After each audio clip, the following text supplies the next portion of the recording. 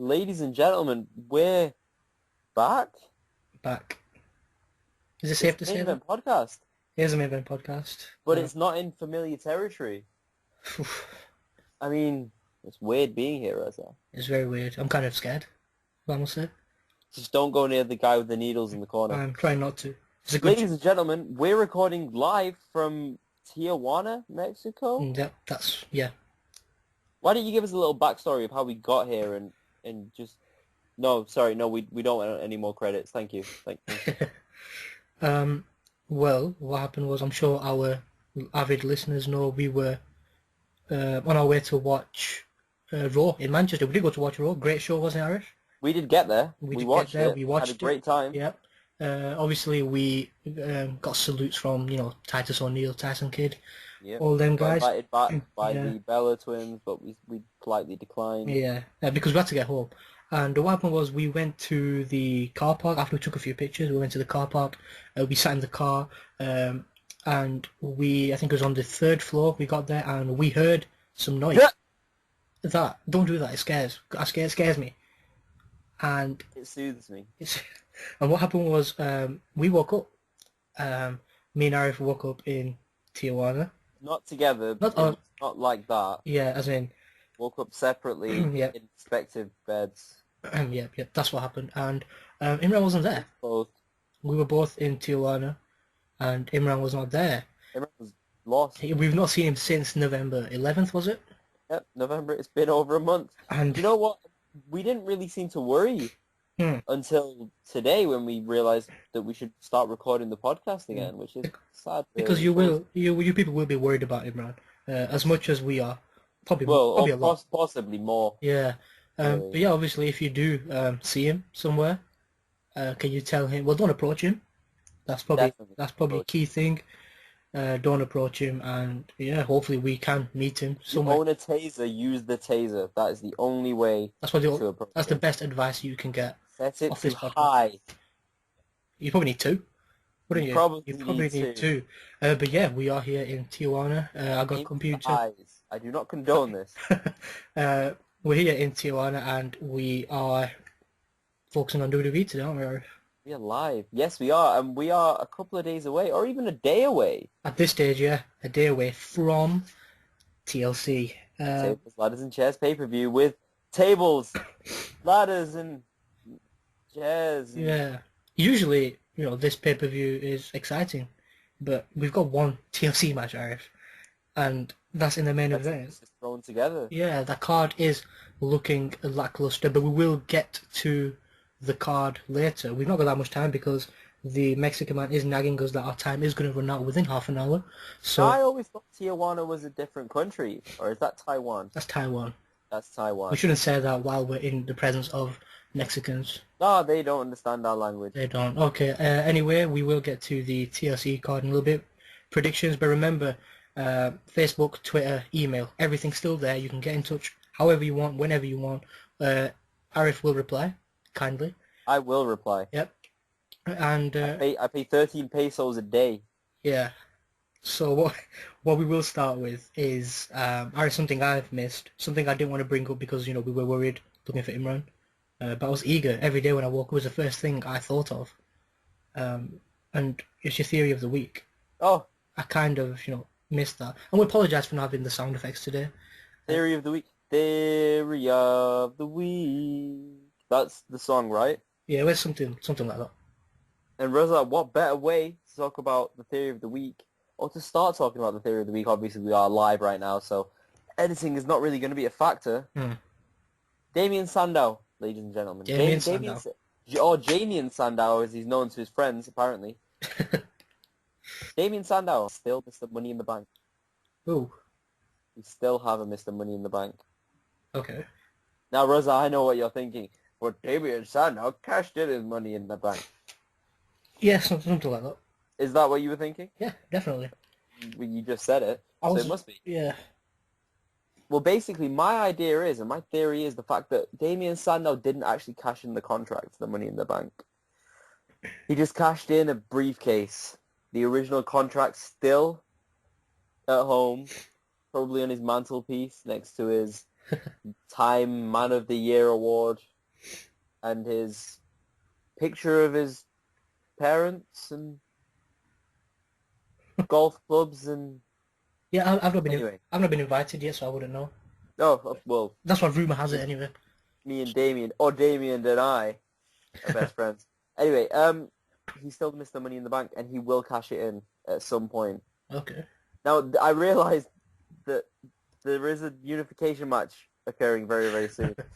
And so the chances of this theory actually coming to fruition, pretty slim, but it's still a theory, and it's still a possibility, and it's something to think about. So, I mean, if our listeners would like to get in touch with us, let us know what they think of this awesome theory, and they can do on Facebook, on Twitter, the Main Event Podcast, and at TME Podcast, or even email us, and like Reza said, I will personally reply to every single one at tmepodcast@gmail.com. Yep. Obviously, I want that to be true. Hold on. Oh, sorry to interrupt you there. Breaking news. Hello, hi. What? What? Yes. It We is thought we me. killed you. I mean, we No, thought you he's left missing. us. Damn. I did not leave you. Don't you remember? I was still in the studio when you walked out. You told me to wait there. I waited What? there for 10 days. Well, so after Raw, we actually got back to the studio. No, we Yeah. definitely didn't do that. No. Yeah, no, I'm sure we did to like upload the pictures, and then like you told me to stay there for like a couple of days. And Anyway, it's great to have you back, Imran. Yay! Yes. Everyone's so Yay. pleased. You can tell with the Thank tone of our God, voices. Right? We are so pleased to have Right. you And back. that's our show, everybody. Thanks for... Oh, you came at the first time. Thanks Yeah. is it finished? No. Anyway, what you did miss, Imran, was Arif's great theory of the week, which was that Damien Sandow is still Mr. Money in the Bank. You're going to have to download the podcast and listen to it later to see what it actually was. Now, guys, obviously because me and Arif have been unable to get an internet connection, we have not been able to catch up with some of the news. So, I don't know, guys, if you want... John Cena now has given birth to triplets. Congratulations. He's still no pay. John Cena no pay. John Cena no pay. Yeah. CM Punk is the WWE champion. Congratulations, CM Punk. Well done. Seth Rollins, women's champion. Congratulations. Oh, that's cool. Seth Rollins. And it's a great way to stay in shape. It is. If we can move on, obviously, before we do get to the main segment of the show, which is going to be our TLC preview and predictions, there's something interesting I read online. That was obviously a fan talking about who he believes should get a push in the WWE. Mm-hmm. Now, I know there's obviously a lot of names being thrown around. Roman Reigns is the next in line. It's Dean Ambrose and stuff. But this article was interesting. He's actually mentioned a lot of good and one terrible, in your opinion, names. And I just want to know if you think you agree with what he's saying. If they could use a push. Imran, obviously, feel free to jump in. I will. His number one choice is a really good choice. Antonio Cesaro. He's saying he watched his 2 out of 3 falls match against Sami Zayn. Yeah, it was Sami Zayn on NXT. He can deliver in the ring. I don't know if we know this, but Cesaro is due to turn face soon, really soon. So he could get a push in the process. Is he? He's not. He's saying he's not going to be taking the world titles. But do you think Antonio Cesaro deserves a push? Will he get a push? And what can he achieve? Listen here, Reza. Antonio Cesaro, pound for pound, best wrestler in the WWE, strongest wrestler in the WWE. I really think JBL has a really good point. I think that Cesaro could be the future of sports entertainment. The only problem with him is the fact that he's not American. He will never be the face of the WWE. He will never be elevated to the heights that he maybe deserves because of that, and it's a shame. But I mean, he's a great wrestler. You can't take that away from him. I mean, going back to Cesaro on NXT, he does show that he can. He's great on the mic, he's great in the ring, and he has great rivalries. On NXT, he is the main performer, the big performer, and he's great. That's what you expect from him, though, isn't it? I think Imran is probably more ready to answer this question than I am because I don't really watch NXT. I think it's the most underrated show on TV, but because it's underrated, I refuse to watch it. Fair enough. I put it in the same category as the Total Divas. But anyway, from what I've seen of Cesaro, he gets a huge cheer when he does stuff like the Cesaro swing or when he does the amazing moves like the standing suplex and stuff along those lines. So I mean, he has everything ready for him. He's getting the cheers, but is he ready for that next level push? I don't know. I don't know if he is, and I don't think the WWE will let him get there. Okay, that's interesting. The next one is really interesting. He's saying this guy deserves a push, not a face push, a heel push. Kofi Kingston. Yes. I think he is everyone's favourite high-flying babyface. These Mexicans are too loud. The man, I think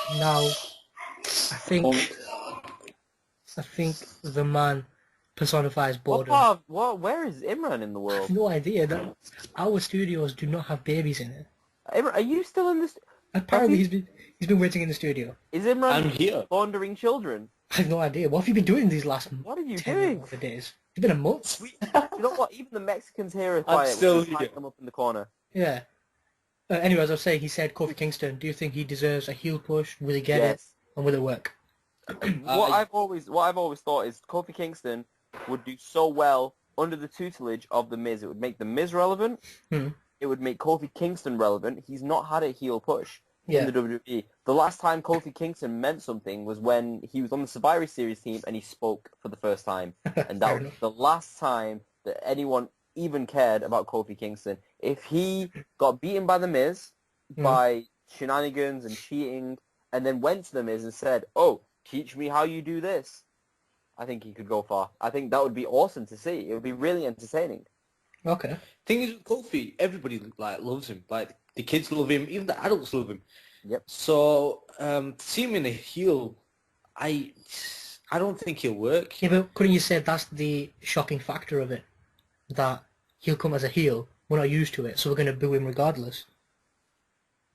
I think anyone in that sort of role can make it as a heel, but I guess we'll see. He's played a heel before in other promotions. I've seen a couple of his promos, and they haven't been bad. He's a good talker. He's a very good talker. Yeah. Obviously. To be a heel, you really need that. Yeah, I think talking as a heel is probably more than your actual performance inside the ring. And look at Bray Wyatt. Exactly. Move on. A tag team. He says the Usos could use a push. Definitely. Like, if you'd asked me a year ago, I would have said no. Fair enough, They have come across leaps and bounds. They have made it into the category of potential tag team champions. But Definitely. They really surprised me, especially with their feud against The Shield, where they actually put some great matches on the actual pay-per-views. As Arif just said, they deserve tag team championship, but they went in that match, which I find ridiculous. The only problem with them is their T-shirt. What's the T-shirt? When we say Oos, y'all say O, and Oos, if I remember correctly, is spelled UCE. Okay, let's move on. Charlie. It's three superstars. There's no C in the name. Let's not get into spelling lesson here. The Miz. For what? For the same question. Worst wrestler of the year? Apparently, he could use a push. Where he could use a push off a cliff? Yeah, who knows? Off a cliff. I like the sound of that. Off a cliff? How harsh are you? I know. What the hell? What do you do with Imran? I know. But yeah, do you think he could use a push? The thing is with Miz, last time he held a major world championship was the WWE. He was good with it. He was positioned as a fluke champion, but if he was positioned right, he could. But he won the entire pay-per-view. He won. He won. Yeah. So if he was positioned right, then I would cheer for him, but I don't think I ever will. Face Miz is basically heel Miz, but with worse jokes. Yeah. I kind of knew what you were going to say. It's like face Miz, but with crappy jokes. Yeah. It's exactly the same thing. It's just going around in a circle. He jumped into a little a little circle that you can't get out of. Fair enough. Two guys left. Dolph Ziggler, which is interesting because he was at one stage, well, a few months ago actually, he was at the top of the world with the world title, but now people are saying he deserves the push. What do you think of that? He does definitely deserves a push. He deserves to be world champion. He deserves to be the Nature Boy. He doesn't necessarily need Ric Flair next to him, but the actual nickname Nature Boy would just completely change him. That's the push he needs. I see him more of a Shawn Michaels, but I understand what you're saying. The only problem I have with him is he doesn't seem to know what to do in the ring in regards to pinfalls. Yeah. He tries to pin his opponent at every turn, and it's not entertaining. It gets really boring. I get bored during Dolph Ziggler matches, and you'll notice this. Next time you watch a Dolph Ziggler match, you'll notice that he'll just go for a pinfall for the sake of going for a pinfall, and the crowd aren't into it. And as soon as the crowd get out of it, people at home start realizing, oh, well, it's not as entertaining as I thought it was. Dolph Ziggler starts getting cheered less and less, and this is going to keep happening. It's a shame because he's a really good wrestler, but he's gone from being able to sell any move that comes his way as a heel to doing these moves and then going for pinfalls and becoming a boring face. That's my opinion. Okay. Last one, Wade Barrett. From Press. Bad news, Barrett. Bad news, Barrett. Bad news, you're all fat after Thanksgiving. Oh, God. I think it's safe to say he did. That's fallen flat. Is this his push? I have no idea.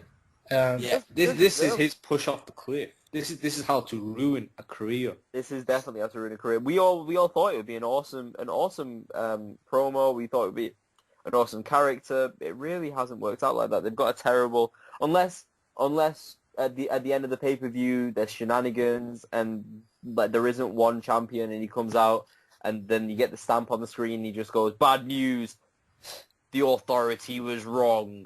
Or something, the authority lied.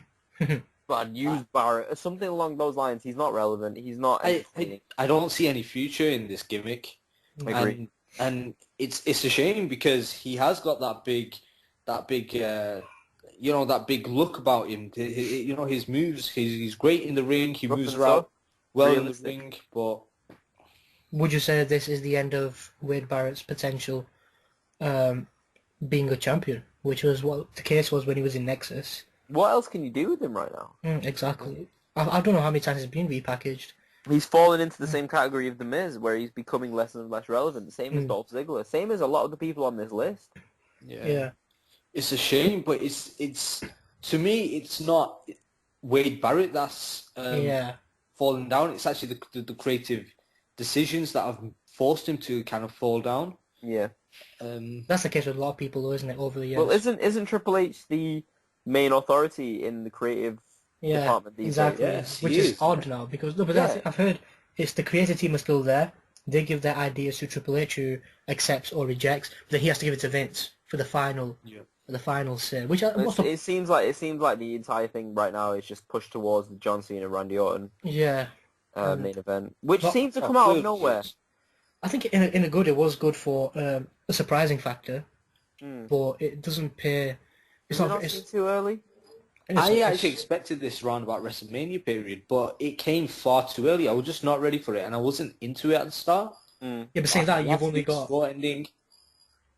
a few pay-per-views until the Royal Rumble, which is the official start to WrestleMania. I don't think you could have left it too late. Which I don't know. Why not have it at WrestleMania though? Exactly. Why not? I know, but I think they'd probably want to, build the prestige up in the last few months if there's going to be one champion, sorry. But yeah, that is his list. Obviously, if you've got any superstars you think deserve a push, please let us know. Facebook, Twitter. A superstar. If he's a superstar, if you think he deserves a push anywhere, I deserve a push. Anywhere, then please let us know. Now, guys, just before we do move on to... San Martino. Just before we do move on to the TLC preview and prediction, there's one interesting piece of news that came out in the last few days. I'm sure you all heard about it now. I don't know how we heard of it in Mexico, but Stuart Tomlinson. Breaking the fourth wall. Stuart Tomlinson, former goalkeeper for Burton Albion, Crew Alexandra, is now signed with the WWE. You know, it's funny that you bring this up, Razab, because I actually emailed Stuart Tomlinson. Yes, you did. At l.tomlinson@gmail.com. Sorry to give out his email address live on the air, but do you want to know what he said to me? Yeah, just read my text. Yep. Sorry? What? Well, he actually said, stop emailing me pictures of yourself. I'm going to contact the local authorities. That's what he said. What did you say to him? Huh? What did you say to him? Technically, I didn't say anything. Okay. But, okay. But yeah, we did actually get in touch with him. And obviously this was to, ask a few questions about his journey to a potential WWE superstar. Obviously, he's just on a developmental contract at the minute. And unfortunately, because of WWE regulations, we can't get clearance to talk to him or get him to speak unless we talk to a WWE media representative, which I think we should try our luck. Who knows? They've rejected big people. Yeah, let's try. Who knows?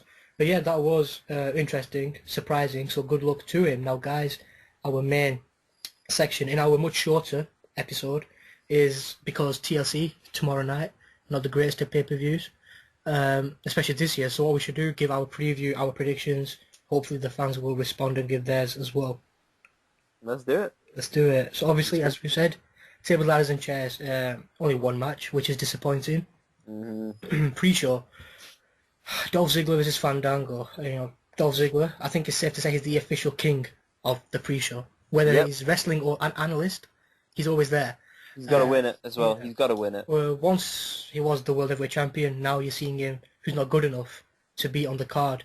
And if he is on the card, the match is not important. Despite that, I would hate to think that Ziggler would stoop down so low as to lose to Fandango the pre-show. Again, obviously, this is WWE. Anything can happen. Me personally, I don't think Fandango will come out on top. I think Ziggler is going to win this. It comes down to the fact that it doesn't hurt Fandango to lose. It hurts Ziggler to lose. Okay.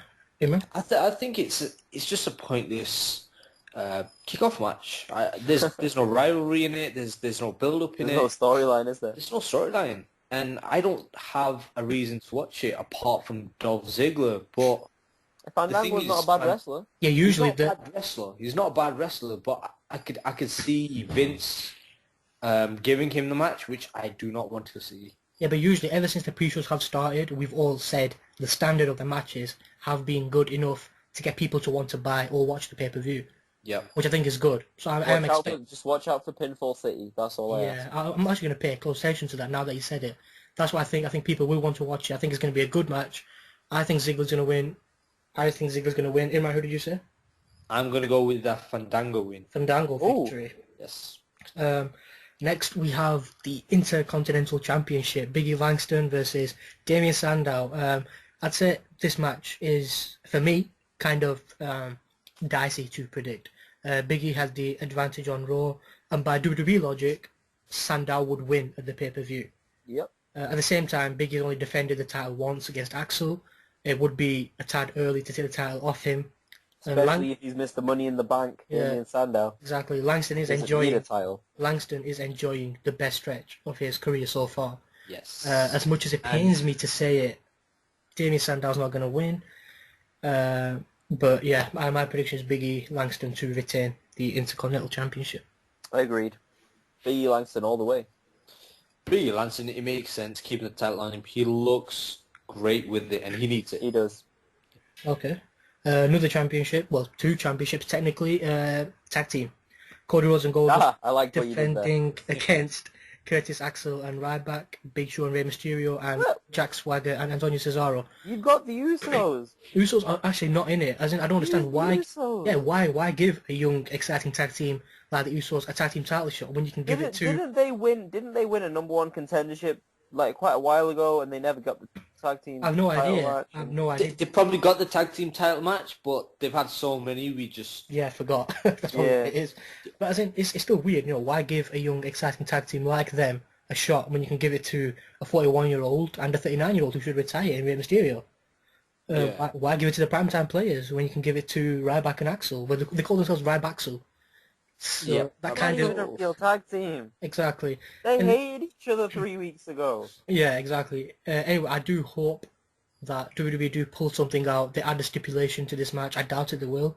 Like, I think I would much rather see a ladder match in a match like this, but I doubt it. They could announce it on the night or WWE.com or that would be quite awesome. Actually. Yeah, yeah, especially on the pay-per-view title TLC. Exactly.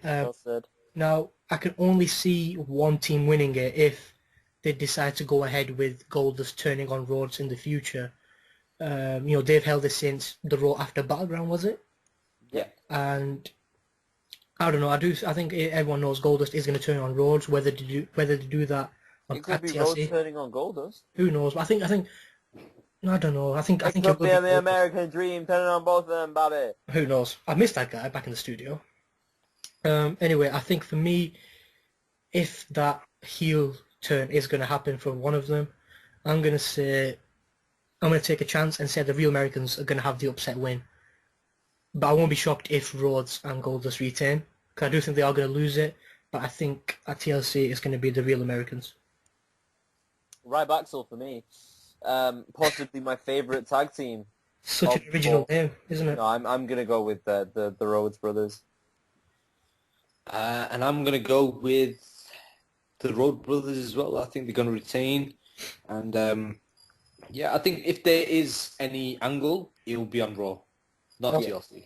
Yep. Okay. Not any TLC, of the TLC is just made for the tables, ladders, and chairs match. Well, who knows? There can be something. I only get table, ladders, and chairs match. Nothing else will happen. I will tell you right now, nothing else will happen on this pay-per-view. Yeah. Who knows? I mean... Let's just throw it away. Yeah. Exactly. CM Punk versus The Shield. I think it's safe to say The Shield will be breaking up soon. They've teased it on numerous occasions. Now, The Shield have decimated Punk on numerous occasions, so it would be safe to say that Punk will come out of this bout victorious, in my opinion. Agreed. Perhaps The Shield will have more tension within the match. I think they will argue to, let me fight him, let me finish him off.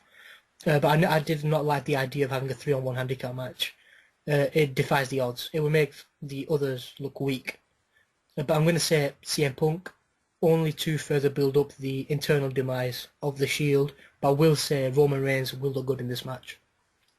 I completely agree. I think Punk is going to come out on top just purely to get him out of this feud and put him into a feud with Triple H.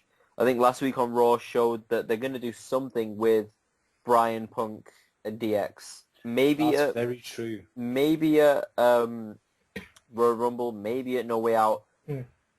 Very, very loosely, but even possibly at WrestleMania. But I think this is their way of getting him out of this feud, beating all three members. There's dissension in the ranks and possibly a Shield breakup. I don't know. Maybe not yet. Maybe the next night on Raw, because that seems to be where all the storylines progress. See, my money was going to be on the Shield, but up until Arif actually just said that about CM Punk and Triple H. So I'm going to go with CM Punk now. Okay. So it's a clean sweep for Punk. Another 3-on-1 handicap match. Daniel Bryan versus the White Family. If we look at this in a non-WWE storyline sense, the White Family are just too big and too strong for Daniel Bryan. Fair enough, he does have victories over Roman and Harper, but they're one-on-one situations. This is 3-on-1. If Bryan can isolate it to 1-on-1, it will work out for him. But I don't think that will happen. In terms of storyline, I think it only makes sense that the White Family come away with the win. Why would you bury them? I don't understand. Such hype to lose. I don't know how many matches they won on pay-per-view, to be fair. Bryan has always had advantage when it comes to them. But I think, I don't know, can we see a swerve and see Bryan join the Wyatts? We will find out soon enough, but for me, the winners this time round are the Wyatt family. Yep, Wyatts win, kidnap Bryan again, and he appears on Raw as if nothing happened once again. Yep, I think WWE don't care about how hot Daniel Bryan really is right now. Oh, no, I disagree. Do you disagree? I disagree. I think Daniel Bryan is getting built up. I think this is just a temporary situation until WrestleMania, where he will face the Unify champion, regardless of who that is, and win the title. I think it's all building up to that. Otherwise, why have they Why have they even done all of this? There's no reason to. Like but he was in the title so many picture. times. They took him out. He was in the title picture and they took him out. No, but that's the way I see it. And right now, the Wyatt family needs the win more than Daniel Bryan. Yeah, and they can get it. But Daniel Bryan, I guarantee you, will be in the main event of WrestleMania. I guarantee you, he will be in the main event. Maybe not the main event, but he will be in the title match of WrestleMania. Sorry. Ah, right. Okay. He will be. Another championship on the line. United States title. The better championship, the Divas Championship. Divas. And I'm still annoyed at the rigged elections at the WWE. What they set up on us. AJ Lee is the Diva of the Year. Bella Twins. No, AJ Lee. AJ Lee should be the Diva of the Year. It's a fact. Well, everyone knows it. But you can't touch. I don't want to. Remember what we said? What happened at Raw? We declined the invitation to get backstage. Hi-oh. Let's not get into that though. Anyway, AJ Lee has tapped and taken pinfalls to Natalya in the past couple of weeks. But Natalya shouldn't beat AJ at the pay-per-view if she does, purely for Total Divas, which Imran loves. But Natalya is the... He rates it out. I love it. Natalya is the only other watchable diva for me, besides AJ, based on wrestling ability, because she is, talented. It's not going to be the longest match. It might be an interference. AJ has held that title for quite some time. It might be... Carry on holding it. It might be the time to take it off her, but obviously I don't think it's going to happen. It's not a proper time. It's not a proper place. It's got to be AJ Lee, and hopefully it is AJ Lee. AJ Lee is the only diva that's relevant these days. Yeah. And purely on that basis, she's the only person that I'm really caring about in this match. AJ Lee wins, or we riot. Yes. Yep, I would agree with that. Although I do love Total Divas, I do love Natalya, but AJ Lee's the one who's been carrying the true divas. I want a true diva to win. Interesting. Now let's move on to the final and the most relevant match, the only TLC match on the night. Randy Orton, WWE champion, versus John Cena, World Heavyweight champion. Both titles on the line. We're going to have apparently one undisputed or unified champion. But I did love the ending to Raw. A plethora of possibilities came out of it. Triple H. A plethora. Triple H pedigreed Orton. Punk attacked Orton and Triple H. And then Triple H says he knows who he trusts to hold both titles on SmackDown. But there was a lasting image of John Cena standing over Randy Orton with Triple H. I don't think Cena will turn heel. But it would be interesting if we see a huge swerve. I doubt it. But are you guys excited about this match? I am. I'm really excited. Like, as I was saying before, it came too soon. I wasn't that into it. But now, after the end of Raw, that's really got me thinking, really got me excited for that match. I actually genuinely want to see who comes out on top. And for me, it's Randy Orton. He needs the win. He should get the win. And it'll be awesome storytelling as well. So what's your prediction, Rizza? I was just asking him runs. If you want me to give mine now. Yep. Firstly, I do think Triple H's behaviour does mean he will have a part to play in the match. Who will help? I don't know. Perhaps another wrestler might prevent Cena or Orton. Hopefully it's Damien Sandow. But I think this match is the toughest match. This is the toughest match I've ever had to predict because the possibilities are endless. I don't know. It's just kind of a wait and see what happens. I don't know. CM Punk versus Randy Orton could happen soon. CM Punk versus Triple H should happen soon. I'm gonna say John Cena simply because when you look back in history books and you see the titles have been separated for so long, and once they were finally brought together, I think they'll want to have John Cena as the man to hold it first when it's returned. But then we thought the same thing about... It's happened before. We thought the same thing about the unified titles. We thought Stone Cold or The Rock would hold it. It ended up being Chris Jericho. Yeah, but I know where you're coming from. But I think Cena is, as much as I don't like to say, I think he's on another level from Jericho. He's carrying the business. Whether it's with one arm or two arms. Stone Cold was at the time. The Rock was at the time. Yeah, I understand. But plus it's another way to have a bit of...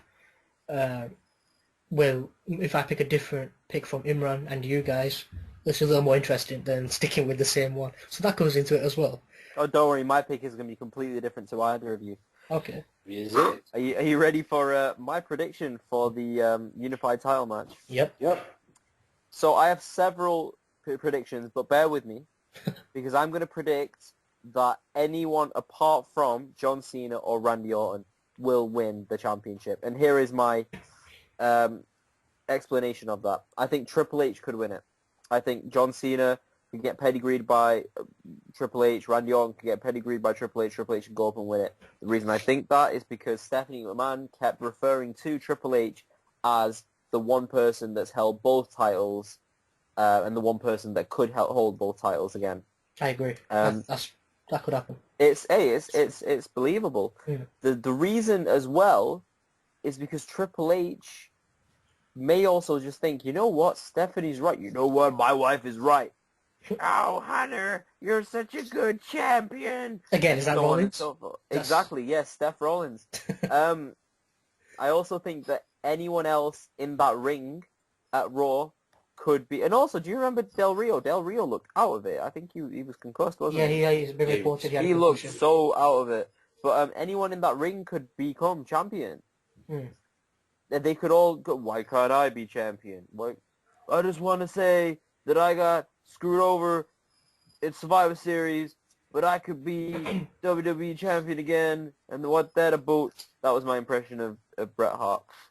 Anyone in that ring could become champion again. And so I think that there'll either be shenanigans, and Triple H will win, or someone else will. Hey, Daniel Bryan could win. Daniel Bryan could get captured again. The lights could go out during the match. Both wrestlers are down. Both John Cena and Randy Orton are down. Daniel Bryan is atop the ladder. He's just there, knocked out. He wakes up. What's going on? He takes the titles. Oh my God. Daniel Bryan, member of the Wyatt family, is the unified champion. What? Who saw that coming? He's the champion of champions. I love the creativity here. Hey, but the thing is, I would say with that is that the past few pay-per-views we've had awful endings. Yeah. And like as viewers, we've lost faith in WWE. Like they cannot book and they cannot finish a pay-per-view, properly. And that's the thing about TLC. We need a clean finish. We need a good finish. A clean finish with Triple H winning the title is a clean finish. It's a dirty finish. It's what's best for business. It's still. I would still be intrigued and amazed at what they could do with it. Yeah. I think we all would. We'd all be coming out of that pay-per-view thinking, "Oh my God, we didn't see it coming." Obviously, we saw it coming because I've just told you. I'm sorry if I spoiled it. This is I'm sorry. Spoiler city. I went into the future, guys. We're in Tijuana, Mexico. It's like 7 hours ahead.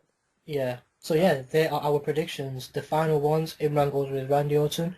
I said John Cena. Arif picks everyone on the entire roster and Triple H. Or outside the roster, AJ Styles. Debut. That's still open. AJ Styles. Yeah, we want to hear. We want to hear your predictions as well in the short time we have got. Hopefully this does go up today. But yeah, guys, I think with our time at this internet cafe running out, it's probably a good time to sign off. Yep. Imran, I'm looking forward to meeting you again, if we ever do. If not, we could just talk through here. But remember, guys, tmepodcast@gmail.com, our email. Please get in touch. At TMEpodcast is our Twitter, and the Main Event Podcast is our Facebook. Email us anything. As I said, I will respond. I will reply to everything. Go check our website out, www.tme-podcast.com, for all your wrestling, football, and movie needs. Yep, and I will be doing what you guys should be doing, which is downloading the podcast. Hope you have downloaded it, actually, and listening to it. And, and wait for the next one. So, yeah. It's going to be fun. Again, Imran, I look forward to meeting you. Arif, it's always a pleasure. We should get off now. Likewise, guys. It's a bye from me. It's a bye from me. And it's a don't do drugs for me, kids. Take care.